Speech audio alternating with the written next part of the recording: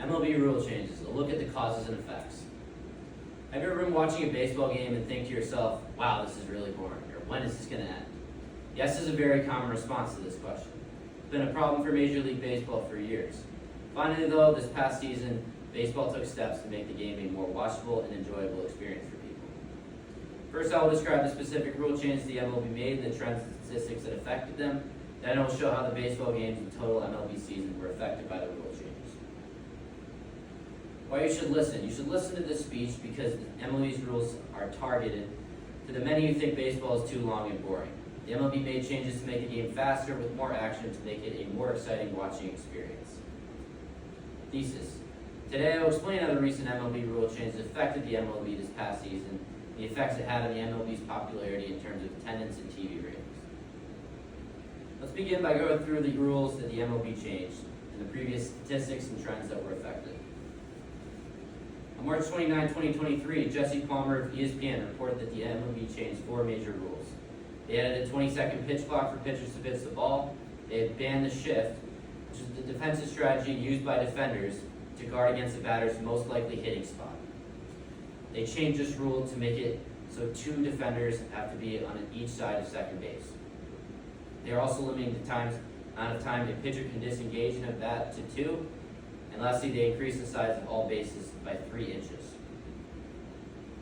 In the same article, Jesse Palmer points out some interesting facts. Batting average fell to the lowest since 1968. Singles per game fell to the 3rd lowest in history. And stolen bases were down 0.15% from a decade ago. These new rules are designed to increase more offense. Shift is banned, more places to hit, bigger bases, faster to get to the base. And with the pitcher disengagement, base runners have more chances to run. Now to make the game shorter, the pitch clock. You can see here this graph, just the rising times consistently since 1920 to a 3-hour, 10-minute in 2020. Now, what people don't understand is the pitch clock won't actually remove any baseball action. It will just cut time wasted by pitchers before they pitch the ball. The MLB made these rules to address the issue of declining TV ratings and attendance. University of Michigan Journal of Economics, Colby Hawkins wrote a piece titled, "Is Baseball a Dying Sport?" in December of 2022, prior to the rule change. As he points out, the attendance has been down for 9 straight seasons. You can see this graph by Statista, a consistent declining trend. 2016, 23.4 million, 2022 down to 11.8. These new rules are designed to address these declining trends and hopefully make positive changes to the game. Now that you've learned what the MLB changed with its rules, let's see how these rules actually affected the game this past season.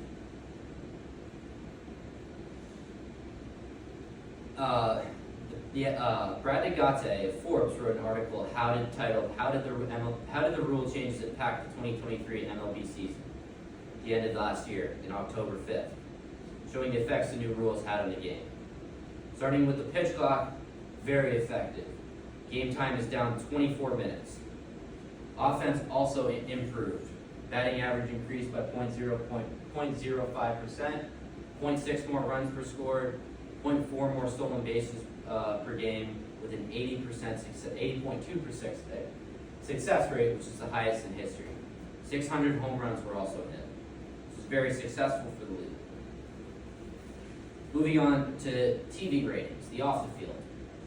TV ratings and viewership were mostly flat. Brad Agate in the same article goes into some of the stats. The MLB's All-Star Game negatively fell to a record low, though.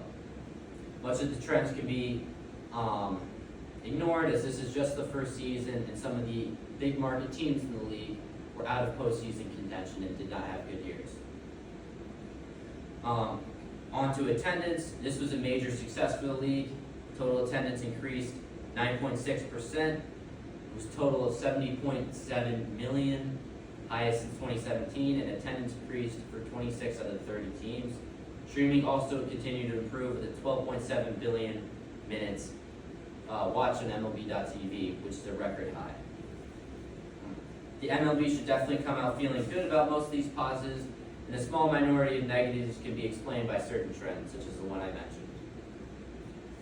In conclusion, today I taught you guys about the MLB rule changes. I started by explaining the rules and how they previously were affecting the game, and transitioned to how these new rules proved to be majority effective in last year's inaugural season with them.